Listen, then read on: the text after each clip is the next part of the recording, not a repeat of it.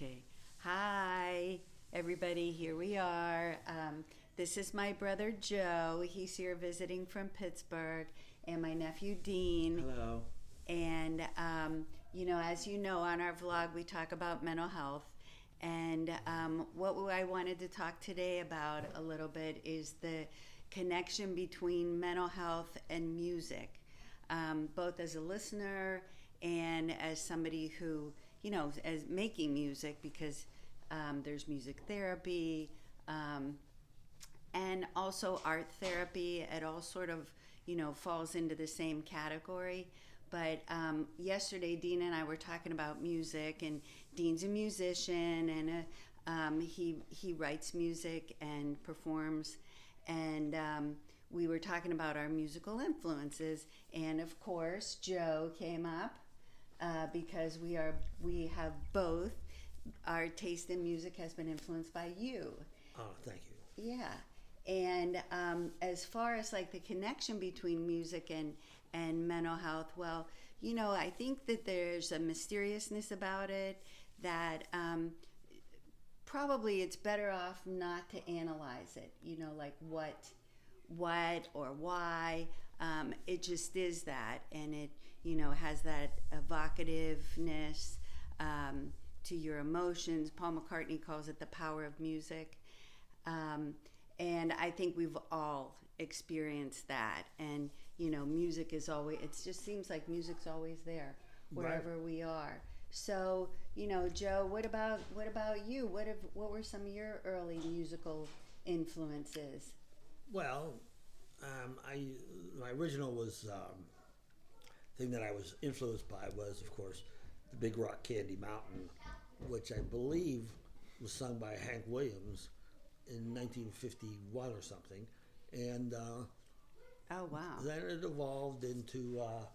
I started getting into the 33 RPM record. Or no, we started with the 20, the 45s, and we would sing songs like "Little Darling" by the Diamonds, and we would all have parts of the song, and we would sing along with the music, and Oh, really? Denny Connors, his job on Little Darling was to sing la la la la. That was his, because that was the background. Mm-hmm. So, and then we would just keep getting into buying more stuff. Buddy Holly, and the Beatles came, and you'd have tons of them, and they were great songs, and they were oldies. Now they're golden oldies, and they were very catchy, Mm-hmm. and we just loved them. And Little Richard came out, and then he was tremendously popular. And then the radio stations realized he was black, and then they stopped playing his music for a while. That's Wow. interesting because you're talking about the dawn of rock and roll, those Right. rock and roll years, and it was Mm-hmm. rock and roll was always a people's music. It was a youthful music, and Right. speaking of that, Chuck Berry originally wrote "Johnny Be Good." The lyrics were, "Where lived in a log cabin made of earth and wood, there lived a colored boy named Johnny Right. Be Good." Oh, That was wow. the Chuck Berry lyric, and the record company made him change it because they didn't want the audience to know that they were listening to a black musician. Right. Oh, jeez. And then the Beach Boys went on to kind of plagiarize Johnny Be Good and Sweet Little 16, but Chuck Berry was credited on that, so he made a considerable windfall just from Brian Wilson's redoing them. Man, So Yeah, Yeah. it was well great deserved. music. They were. I mean, what can we say? Mm-hmm. And And so you sang too, Joe? oh no. Oh, I thought you said you all had parts with the. Oh, we would you sing know. along with the 45 Oh. RPM record, and that was all we did. We had, we just didn't have the wherewithal to do anything like that. But You it was played guitar, it was though, a part right? of I got a guitar, and I went for lessons, and I was terrible. I mean, I didn't have the thing up here to get it to go right, and so it was mostly a hobby, and then the music kept evolving, and you got into more psychedelic and more into you know, animation and Yeah, electronic. electronic, and I mean, it's hard to talk about because there's so much. It was so varied, and then you had then Bob Dylan came along, started liking him from the very beginning, and I bought an album and listened to it one time and said to myself, I'll never listen to this again my whole life. And then he started becoming even more popular, and I bought another album, and it was great. Couldn't stop playing it, and then played a couple of their songs, which were easy to do on the guitar, and they were very profound, some of these songs, and they had good melodies, and you could dance to them even. Yeah, yeah. Well, how do you feel like what did music do for you in your youth? You know, what do you feel like? What was the connection, or what grabbed you in those days? Of course, that was, you know, when all that music was all that prolific, Right. all those artists and you know, the dawn of all those different Right. kinds of music that Well, I came used to out at love that it, time. and then you'd be driving in a car, and you drive about, pretty fast, and you turn the radio up, and you sing along with the songs, and you envision yourself as being the singer, and it's like a wish fulfillment thing that you and that people are standing in front of you and freaking out, having a great time, and you're singing, and it just, we would do that all the time, and then then the music kept changing and all that, but it was always so much good music out there. That was the Yeah. thing. Yeah. It was just, Simon and Garfunkel. I mean, I don't want to just start naming different Right. artists, but they were great. Yeah, and that was when people started going to concerts too, right? Concerts, right? And concerts were such a thrill. I mean, they're still such a thrill. You know, just to go and see your favorite artist and listen to him play, and Right. Like we saw Bo Diddley at a dance hall in Monroeville. It was called the Burt Glenn Ballroom, and we'd go there to dance on Friday nights, and they didn't play any music that you had ever heard that was on any of the other radio stations. I don't know where these songs came from, but they were rock and roll songs, and they didn't play them on any other stations until one time they played. I remember they played "I Saw You Standing There" by the Beatles. That was the first time I'd ever heard a commercial group, so one night we went, and they had a group, and actually they said Bo Diddley is playing, and he had just sort of started out, and he came out in his band, and he had a square guitar, he had a big sheriff's badge on him. He had a girl who was in the group, and she had one of those shimmy dresses like the Supremes wore, and he played "Who Do You Love?" and I'm a Man. I'm a Man, and he was so great. I mean, he just banged one song after another, and then we were right in front of him, and we were at a little table, and my friend Ray Chuko started dancing on a table, and then he fell off, and but it was they were Salad right there in days. front of Yeah. right there in front of you. It was Bo Diddley. I mean, Chuck Berry, Bo Diddley, Little Richard. I mean, they were the trendsetters. I always felt that they were the, Father, Son, and Holy Ghost. Buddy Holly, Richie Valens, and the Big Bopper get that award for their, tragic end. But to me, the big three were always Chuck Berry, Bo Diddley, and Little Richard, and they kind of built they had all the. They built the sound. Yeah, they built the sound and the panache, to borrow a Right. phrase. And the McCartney loved him. They got woo, all that came right from Right. Little Richard. oh yeah, So, Dad, it was always Yeah, like yeah. it was a vicarious thing for you. You were Right. You were amongst, and it galvanized the youth, did it not? We we would do things like drive to Philadelphia, which is a long drive, to see Cream. Now, Cream had just come out, and they had the Fresh Cream album, and we drove all that way. And the opening act at this concert, it was, first of all, it was a big auditorium. There were no seats, and they were called Lothar and the Hand People, and they were these people that were just dressed up with these insane clothes that looked like they were from the Middle Ages, and they would just run around the auditorium and get out there and go like that, and they were like, they didn't have any organized songs or anything. They just ran around the auditorium, and then they were gone. And then Cream came out with Jack Bruce and Clapton, and the other one was Ginger Baker. Ginger Baker, and they had just come out with "Sunshine of Your Love." That album just came out, and they played it for about they played it for a good long time. And Clapton was unbelievable. And then at the end, everybody was applauding, and Ginger Baker got up and he had a quart of beer, and he stood up and he was drinking beer, just pouring it down his throat. And I remember we all were thinking, well, he's not going to last much longer, because that's what a couple times we saw Janis Joplin like in Woodstock, and we thought, I mean, everybody, it was just like common knowledge. Well, she's going to be dead pretty soon, which she was. Jeez. But I felt that way about Ginger Baker, but he lived about 60 years longer than that, Yeah, Keith Richards. Yeah. Keith Richards, Keith Richards. They're built for speed. Keith Richards, they had to change his, periodically he would get his blood, supposedly they would drain all the blood out, put new blood in. I mean, I don't think that's even possible. But, so it was goofy. I mean, well, I know, I always looked up to you, and you had really good taste in music. So that was where, I first learned about music. And Dean, you were saying kind of the same thing, huh? Yeah. I mean, both my parents had great taste in music. Dad with Bob Dylan and Mom with her rock and roll Elvis thing. It was a great, Elvis and Stones. Yeah, it was a great building block. So you couldn't really go wrong.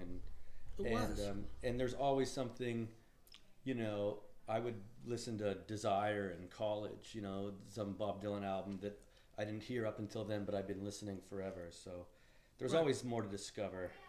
And they would, what you would find out was when groups first started becoming popular, there was resistance to them. And like, even on the radio, when the Rolling Stones were popular, just started coming out. First of all, the Pittsburgh stations didn't even play the Rolling Stones. So at night we would get a little transistor radio and try to put on WABC of New York City, because they would play the Rolling Stones. And sometimes, even in Pittsburgh, the disc jockeys, I never forget this one disc jockey was going, well, we're playing this band here. They're called the Rolling Uglies, and this is Mike Jagger is going to sing, and and we don't know what the hell they are or what their problem is or anything, but and that's what he said there. And that's a great story and like a great time in music when it was a people's thing, and radio disc jockeys had a lot of influence, right? And it wasn't a Spotify kind of you shoehorn in some tech, but they resented this. You had people resent them, and then you would have. Then all of a sudden they were mellowing out, and I remember they started playing the Herman Hermit song, Mrs. Brown, You've Got a Lovely Daughter, and they would play it twice. It was the only time I ever remember a disc jockey playing a song more than once, because they liked it so much they said, let's just play it again. I mean, you never heard that. I mean, that's what they would do. That was real bubble gum. Yeah, it was great. That was a great song. And and then it just keeps on, rolling out from there. And it was great. I mean, it was a relief from all the baloney that you lived through. All the politics, the war. Politics and the war, and Nixon versus Kennedy, and the Nixon getting impeached. Yeah, and then the Vietnam War, and nobody wanted to go, but some people did go, and then they never came back, and they would get injured, or they would come back, and the brain was scrambled, and it was sad. I mean, so there you go. Yeah, that's about it. Yeah. Well, it all. Thank you. Anytime. Yeah, it all sort of evolved, and the thing that we were, that we've been talking about is that music, listening to music, and also making music, and I've always felt like coming back to the mental health issue, right? Because that's going to be the recurring theme of all of these vlog posts that we do, and I've always felt like music can help you get your feelings out. It can spark feelings in you. And there's a huge connection. I feel like there's a huge connection, but I'm like an audio learner. So, so music appeals to me. I'm not too much of a visual learner. So I don't, so art like paintings and things like that, I have to really work hard to appreciate. Right. But music I've always been able to appreciate, maybe because I play piano. Even though the kind of piano I played, I never learned how to play with anybody. Just, classical music, you play it by yourself. Right. But, or I guess you could be in an orchestra, but I never was.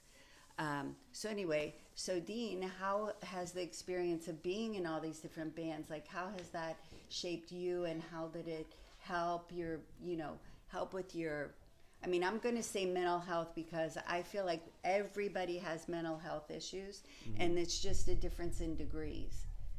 That's the way I've always felt. Yeah, I think everybody has something, and that's because we're just people, and that's your personality, and in your families you can see kind of glances of quirks that you have, and that kind of helps put it in perspective so you don't feel isolated or lonely or alone. Yeah. And music was always just a positive endeavor for me, because it allowed me to have an outlet for it's cliche, but for feelings I couldn't articulate in any other way, so, and it also was, you always have your band there with you, and it's kind of like a family. It's a different relationship than with, work or something. It's you have to have belief, so it's a bit of a spiritual thing. Yeah. And you learn the ins and outs of people, and that can be good or bad, and hopefully it works out, and for most bands it doesn't, but some bands it does, like The Who or something. And I think Pete Townsend really summed it up well on Tommy, where he said, "Sickness will surely take the mind where minds can't usually go." So you have to sort of embrace your eccentricities and embrace your disabilities, because in the grand scheme of things, they're kind of not disabilities at all. Yeah. Right. It's just the way the world's sort of set up. Yeah, your quirkiness isn't, you can view it that way, sort of like that, like a disability, but in another way it's a gift, because we're not the same. And and I found that actually one of my big epiphanies playing music was, people always say, well, playing a show is a creative outlet for me, and that's the way I get it out. Mm-hmm. But I've noticed that it's a big way that I receive information.